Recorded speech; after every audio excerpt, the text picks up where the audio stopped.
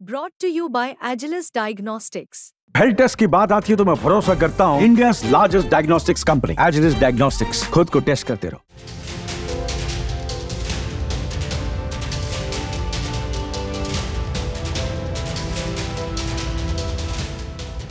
छात्रों के आगे सरकार झुक गई।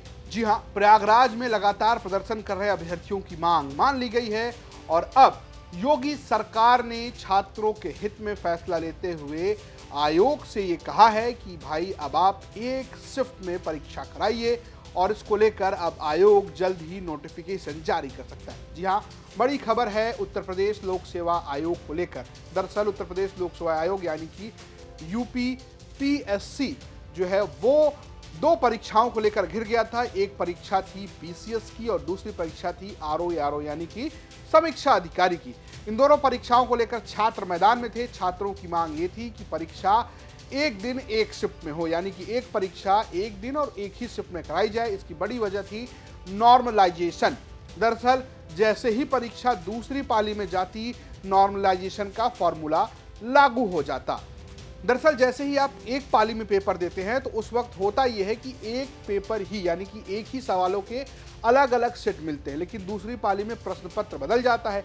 ऐसे में कोई प्रश्न पत्र कठिन हो सकता है, कोई आसान हो सकता है। इसको समझने के लिए इसको एक तरीके से सल्यूशन उसका था नॉर्मलाइजेशन, जिसका विरोध छात्र कर रहे थे। उनका आरोप था कि अस्पष्ट है, मनमाना है और आयोग ने उनकी बात नहीं सुनी है। 4 दिन लगातार प्रदर्शन हुए।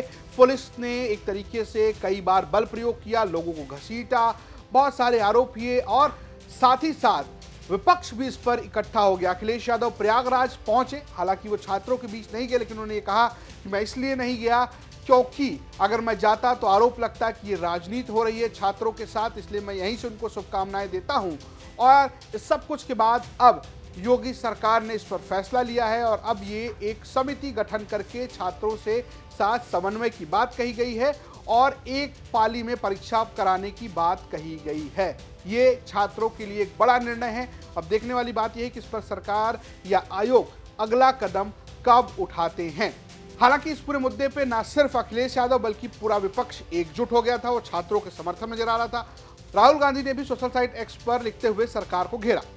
राहुल गांधी ने लिखा कि प्रयागराज में प्रतियोगी छात्रों के साथ यूपी सरकार और उत्तर प्रदेश लोक सेवा आयोग का रवैया बेहद असंवेदनशील और दुर्भाग्यपूर्ण है। नॉर्मलाइजेशन के नाम पर गैर पारदर्शी व्यवस्था अस्वीकार्य है और एक पाली में परीक्षा की छात्रों की मांग बिल्कुल न्यायपूर्ण है। शिक्षा व्यवस्था को ध्वस्त करने में जुटी भाजपा सरकार की अक्षमता की कीमत आखिर छात्र क्यों चुकाए? पढ़ाई करने वाले छात्रों को सड़क पर लड़ाई करने को मजबूर कर दिया गया है और अब उनका पुलिस के जरिए उत्पीड़न किया जा रहा है।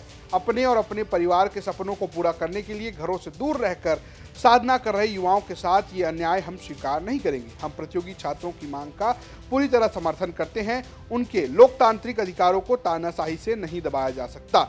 न सिर्फ राहुल गांधी, अखिलेश यादव बल्कि और भी विपक्ष के नेता जो है और साथ साथ भारतीय जनता पार्टी के कुछ नेता भी यहां छात्रों के समर्थन में आ गए थे। आंदोलन के चौथे दिन जो है वो बात तब बढ़ गई इस पूरे समर्थन के बीच में जब छात्रों ने पुलिस की बैरिकेडिंग तोड़ी और वो लोक सेवा आयोग की गेट की तरफ बढ़ गए और वो एक बड़ी खबर के तौर पर सामने आया। और उसके बाद योगी सरकार ने इस पर फैसला लिया है। सरकार ने आयोग को एक रिपोर्ट मांगी है कि आप इन सब पर समन्वय की बात करके समिति जल्द से जल्द जो है अपनी रिपोर्ट प्रस्तुत करे और अब एक पाली और एक शिफ्ट में परीक्षा कराए जाने की बात कही जा रही है। फिलहाल इस स्टोरी भेजी थी हमारे सहयोगी समर श्रीवास्तव ने, प्रस्तुत किया मैं रजत ने और कैमरे के पीछे हैं कमर। देखते रहिए यूपी तक। नमस्कार।